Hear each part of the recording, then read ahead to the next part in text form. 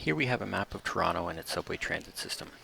We have 4 different lines making up the system, and they were styled using a map style sheet theme. In 2017, there was an extension to the yellow line, which added 5 stops to the northwest region of the map.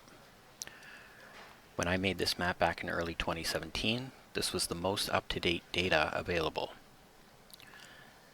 Now that new data is available, as you can see here in this other document, I'd like to be able to update my now outdated map with this new updated data. And I can do that using the Map Data Links feature. Now, this new data set resides in the same folder as the data set that I used to create the original map. In fact, the original data set was overwritten with the updated version. If I open the Map Data Links dialog here from the Map Views panel,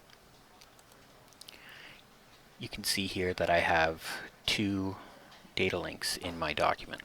If I pick one of them, for example TTC Stations, and open the Edit Data Link dialog, you can see here that we have some options down here at the bottom of the dialog.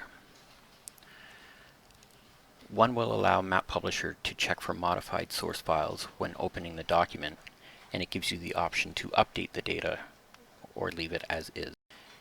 The other option will apply any relevant style sheets or .density themes to the layers on update. I'm going to leave the Apply Style Sheets option enabled. That way when the data is updated, it won't revert the lines and the stations to the simple black stroke and black symbol. So if I return to the main Data Links dialog, I will select the data sets that I want to update. I will run a check, and you can see that MAPublisher tells me my data sources are out of date. So when I click Update, MAPublisher informs me which data sources are going to be updated. I click Update again, and you can see that the 5 new stations and the track have been updated to my now up-to-date map. This will save me an enormous amount of time because I don't have to re-import and restyle my data manually.